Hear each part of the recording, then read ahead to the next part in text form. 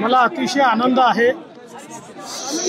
खरं म्हणजे पांडुरंगाच्या आशीर्वादानं एक मोठा विजय आम्हाला प्राप्त झालेला आहे आणि त्यानंतर आळंदीला येण्याची संधी मिळाली, माऊलींचा आशीर्वाद घेण्याची संधी मिळाली।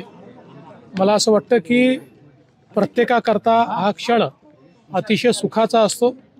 तो क्षण मला अनुभवायला मिळालेला आहे आणि निश्चितपणे पांडुरंगाच्या कृपेने आणि आमची जी ही मोठी परंपरा आहे, खऱ्या अर्थानं ज्ञानेश्वर माऊलींपासनं तर जगद्गुरू तुकाराम महाराजांपर्यंत हा जो आमचा वारकरी विचार आहे, या विचारानेच आपला महाराष्ट्र सातत्याने पुढे गेला आहे आणि भविष्यातही पुढे जात राहील।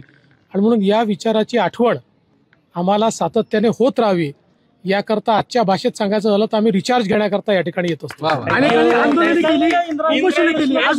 स्वच्छ नाही, काय सांगाल? इंद्रायणीच्या स्वच्छतेचं काम चाललं आहे। आपण सगळ्यांनी लक्षात घेतलं पाहिजे की इंद्रायणीची स्वच्छता हा एका दिवसाचा कार्यक्रम नाही आहे।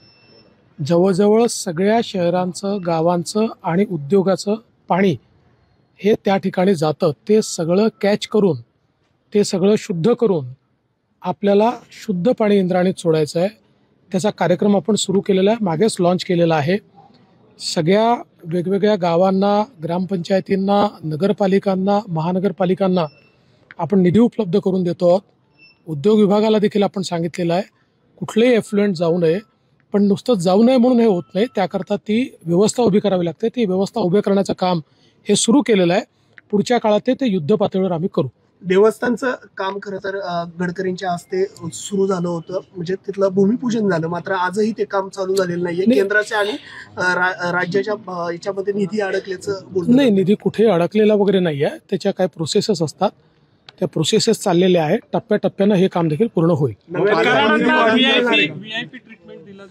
तुम्ही काय कुठे प्रश्न कुठले विचारायचे, काहीतरी तुम्ही थोडं पाहिलं पाहिजे कुठे काय प्रश्न